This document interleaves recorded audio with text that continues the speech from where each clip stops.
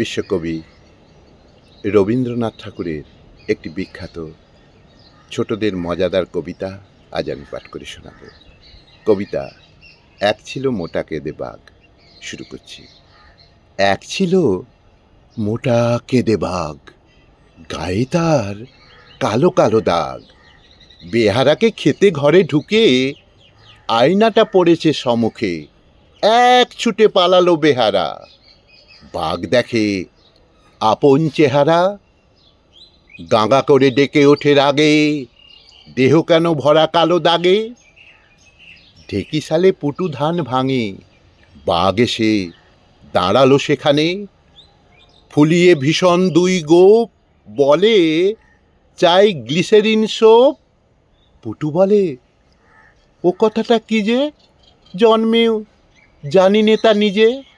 ইংরেজি কিছু শিখিনে তো, যাতে আমি নিচু। বাঘ বলে, কথা বলো ঝুটো, নেই কি আমার চোখ দুটো।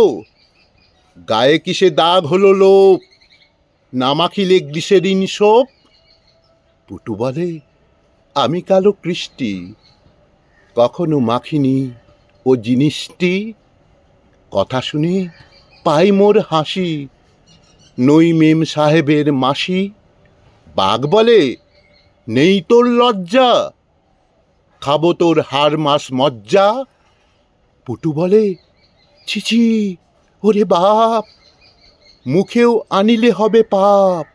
জানো নাকি আমি অস্পৃশ্য, মহাত্মা গান্ধীজির শিষ্য। আমার মাংস যদি খাও জাত যাবে, জানো নাকি তাও। পায়ে ধরি, করিও না রাগ। চুষনে চুষনে বলে বাঘ, আরে ছিচি, আরে রাম রাম। বাঘ না পাড়ায় বদনাম রটে যাবে, ঘরে মেয়ে ঠাসা, ঘুচে যাবে বিবাহের আশা। দেবী বাঘা চণ্ডীর কোপে কাজ নেই গ্লিসেরিন সোপে। দেবী বাঘা চণ্ডীর কোপে কাজ নেই গ্লিসেরিন সোপে।